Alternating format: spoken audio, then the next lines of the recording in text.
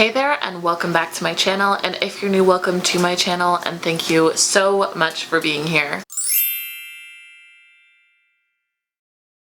If you're new, make sure you subscribe before you leave, and if you're a returning subscriber, if you haven't already, hit that little bell down below for notifications on when I put up new videos. I upload twice a week. Two things before I get into this video. You're probably hearing my dryer going. You might be hearing Pepper on the ground. She's a dog that I'm currently watching. She's on the ground playing with something. She might come and join us in a second. But today's video, even though I just made a very light intro, is actually a lot more serious than I've got in a while, and the reason being, do you want to come up? Okay, 2 seconds. Anyways, where were we? Miss Pepper says hello. But today's video is a lot more serious than my typical videos because it's been something that I have been dealing with for a really, really long time. Are you scared, lady? I know there's some sounds going on right now that you don't know. And it's been something that I've been dealing with for maybe, 2 years, and it's something called Post Concussion Syndrome. And before I get into the nitty-gritty of it, I just kind of wanted to let you know this is going to be completely different than my normal videos, but something that is unfortunately a really, really, really big part of my life and something that I have to deal with on a daily basis, and I just felt a sudden urge to talk about it today. I feel like it's finally time I started to really talk about it and let you guys know what it is. So grab a snack, get comfortable, and let's get into it. Post-concussion syndrome was a completely unknown thing to me 2 years ago. Those were the good old days where I had no idea what that was. It was just something that I know.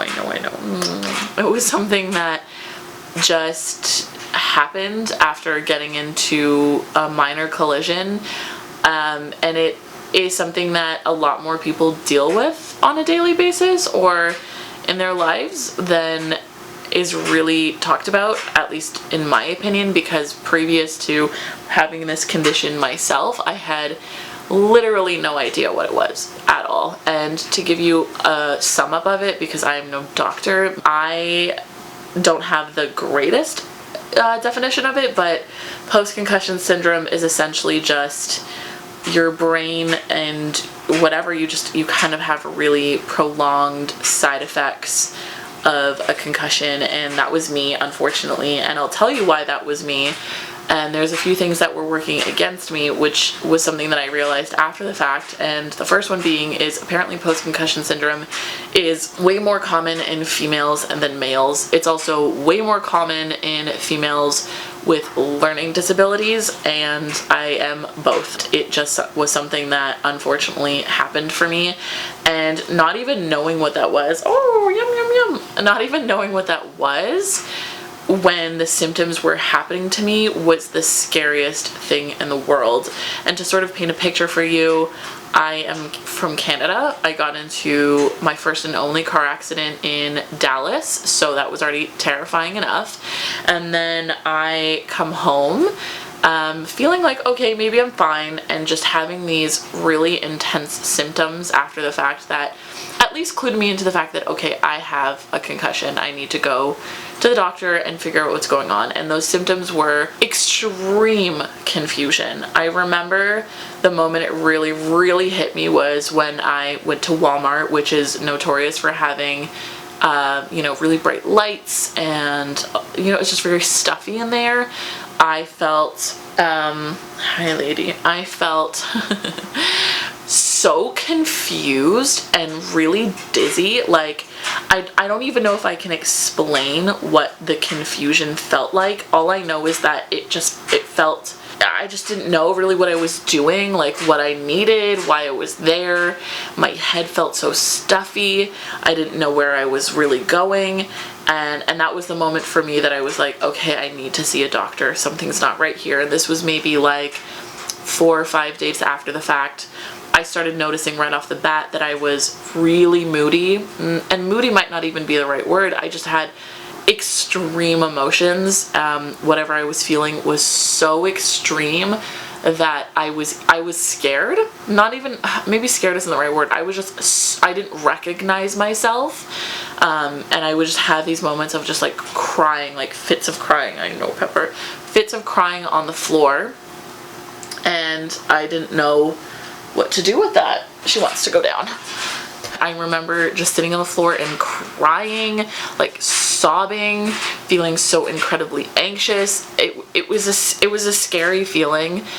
And then the thing that really terrified me was my memory was so bad. So bad. I remember this moment because it was so distinct and so scary. I was on the phone with my boyfriend, and I think it just came up sort of in passing, but he had asked me what I had done yesterday, or even like, I think like even 3 hours before, and I was like, I don't know. I genuinely don't know what I did 3 hours ago, and it wasn't like, oh, yeah, well, okay, maybe I just made a sandwich 3 hours ago or something.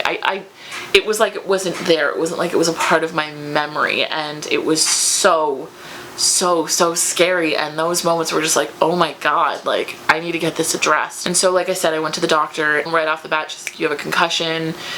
Sometimes these happen. I was shocked that you could even get a concussion because I didn't have any actual impact of my head. Even if you don't actually have impact of your head against something, you can, if the whiplash is strong enough, still get a concussion. She immediately just sort of told me like, it's just gonna go away in a couple days, you just have to take it easy, rest, whatever, but go to a physiotherapist and kind of get the ball moving.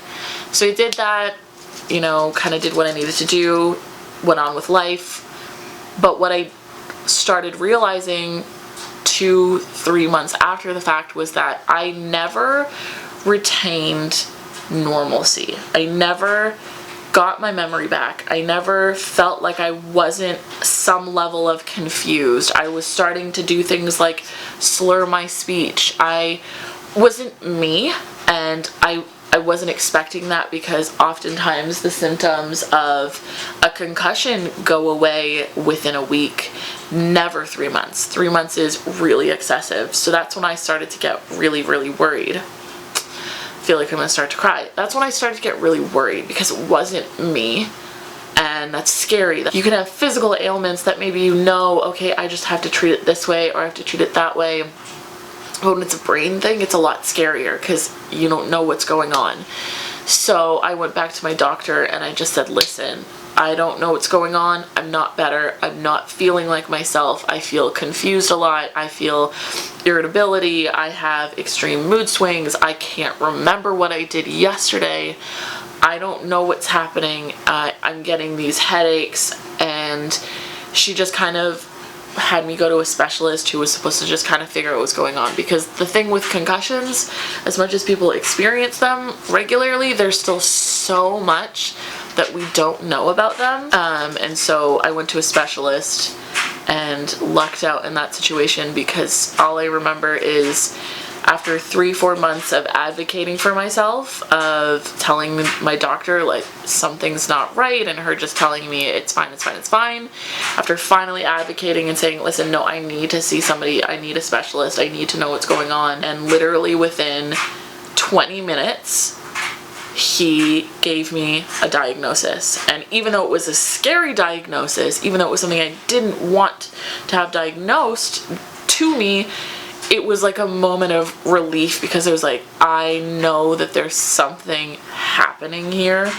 and now I can figure out what the hell that is and get help. He just sort of explained, like, unfortunately there are some people when they get concussions that they never really fully recover. Whether or not you'll fully completely recover to your previous abilities, that's to be seen, but there are things that we can work on and we can do to help you kind of start to regain your abilities. It was just one of those moments where I was like, okay, this sucks, this really sucks, I really hate this, but like, oh my god, finally somebody is seeing me and understanding, like, okay, this person has legitimate concerns and there's something going on here. And for me, and I think the thing with post-concussion syndrome is it can look so different for everyone. I do have memory issues now. I have really poor memory, unfortunately, and that's not something that I had previously. I might have been somebody who could get confused because of my learning disability, but in terms of memory, I always had an incredible memory. I could remember things like from 10 years ago. I can't remember words, which really sucks because this is my business and this is what I do. Speaking can be hard and I can't say things properly, and like honestly, even saying that here is really scary because I feel like the second I say it, it will be more noticeable. But also at the same time, like, I feel like I need to finally talk about this because it's just something that like is so unfortunately a part of my life. But the times that I have mentioned it. Okay, so I stopped for two reasons. Pepper was crying for my attention and secondly, I realized how loud the dryer was and stopped that. So I'm really hoping that the audio from the beginning of this is salvageable, but I apologize. And you know, I digress. As I was saying, it is an incredibly scary thing to admit publicly the flaws, or rather the struggles that I have, but the times that I have mentioned it publicly, I've seen so many people respond to me either having experienced this themselves, having this be their reality as well, and offering some support to me, which feels so incredibly nice to have that because suddenly I feel like I'm not so alone, and B, other people realizing like, oh my god, I might also suffer with this too. I've been experiencing these things and have had nobody give me the answers that I need, but this seems like the answer, and it's just an incredible thing that not many people I've seen at least have really talked about. Even when I YouTube this or Google this or search this anywhere, I don't see an incredibly large response for it. It's just not really discussed as often as it should, and I think it's just because it's one of those things where you can't see it and you can't touch it, and it's not a burn or a scar, and it's just sort of invisible, and unless you're here with me experiencing those things on a daily basis or in my body, it doesn't exist to you. But to me it's so real and it's such a struggle, and it's just, I just feel like regardless I should talk about it. And like I said, my symptoms are totally different. One thing that is a severe thing that I deal with and have to unfortunately endure, no warning whatsoever when it's gonna happen, is extreme migraines. And I have to laugh at it because if I don't know what else to do. I'll wake up in the morning or in very rare cases, thankfully, have it happen in the middle of the day where I will just have these excruciating headaches coupled with nausea that is so bad that I can't even move without having to run to the washroom. And the last one that I got was so bad that I legitimately had no energy to even lift myself, and I had to get my best friend to come up and help me into bed because I had managed to at least move myself into the living room where it was when I needed to go puke, which I know TMI was closer than having to find the energy from my bedroom to the washroom. And those things happen pretty often, and thankfully not as much as they used to, because I'll say in a second what has sort of helped me kind of manage this condition. They were coming on pretty frequently before and just completely ruining my life, and that's the only way that I can really describe it. It was ruining my life. This is my job. YouTube is my job. I love what I do, but sometimes being out of the game for 48 hours is really impossible when I have deadlines. I feel like I've spent so long kind of thinking I'm gonna mention it, but not really mentioning it. And now that I am, it's sort of like I'm having this 2 seconds. Come here, Pepper. Okay, we're back. What you doing? Okay, so it's just one of those things where I feel like this video just took a comical turn because you can just see her in the background digging. But yeah, it's just not easy to talk about. What I was told from my doctor, the specialist, is a couple things, which was really interesting. But the first thing that he had said was, this is going to be a slow process. Things are going to make it better. Things are going to make it worse. It's just about knowing like what triggers it and what kind of makes the symptoms worse from day to day. The first thing is, and this is why I try not to do it so often. I'm still a girl in her 30s who likes going out with her friends, but drinking is like a huge no. So I really try to limit the amount of alcohol that I consume. I'm already somebody who's like such a lightweight, so I try not to drink very much, but I do notice when I've like, for instance, New Year's Eve, I 100% paid the price the next day. I was so foggy. My memory is really shaky and slurred speech, and that lasted for like about a week. But then there are natural things you can do or things that you can take which really help, and one of the main things that has been so helpful to me is turmeric, just taking turmeric vitamins. And the reason being is because a lot of what's going on is there's inflammation in the brain, which is what happens when you get a concussion anyway. It just kind of helps with the inflammation, and it really helps me. I find when I feel like too headachy, I find that that helps so much. And I take, when I remember, which is the funniest thing to me, again, I have to laugh about it, is I have all these things that I have to do, but I have to remember to do them, and remembering to do them is the hardest part. Omega-3s, which just kind of like in unison are really good, because omega-3s I think are good for memory, so that's another thing that's supposed to really help. I do believe he suggested magnesium. I think. And then I have just like a list of exercises and stuff that I can do. One of the other things that he suggested to me was playing video games, which was hilarious when I had mentioned that to my boyfriend because he loves video games. But the reason being is anything that sort of like works that brain where you have to follow a puck. He was explaining if you have to follow a puck or whatever, playing a hockey game, do that for 20 minutes, or whenever I start to feel like I'm kind of overdoing it, then take a step back, but kind of slowly just go over that line a little bit and then take a step back because it's me working that muscle. I also get these like really severe like neck pain. I don't have a crazy amount of information on how to deal with that. It's just one of those things that even though I've been dealing with this for 2 years, I feel like there are people that I've seen on YouTube who have had this injury happen to them 10, 20 years ago, and they know what their body needs and what their body doesn't need, but it's been like a slow process for them to sort of figure out what to do.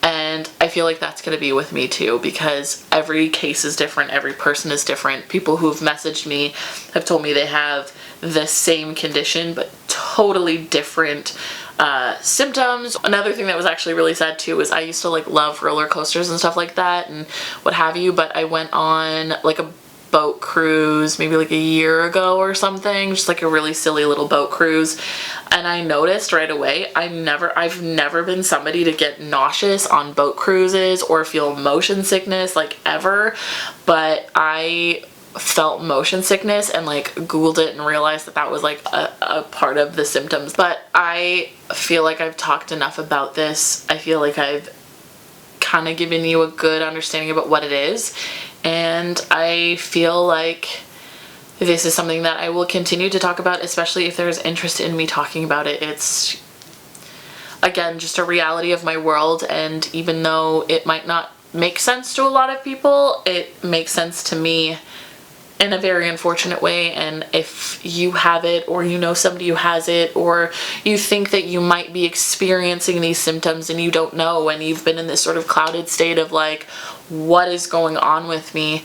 This is knowledge that we need. This is stuff that we need to know, even if we don't personally experience it ourselves. Sometimes it's just good to know how to navigate that yourself, because I've had to educate myself a lot and educate a lot of people around me on like what this is and what to expect from me and like what my limitations are and what have you. But I'm gonna go ahead and wrap this video. It's like pretty much almost sundown outside, and I am like 90% sure I am already late for where I need to be, but I will go ahead and wrap this video. I really hope you guys liked it. And it's a scary thing to talk about, but I'm hoping that talking about this can help somebody, even if it's just me. I will see you guys next time though, so don't forget you can find new videos from me every Wednesday and every Sunday, and new blog posts every Tuesday and every Thursday, and I'll see you next time. Bye.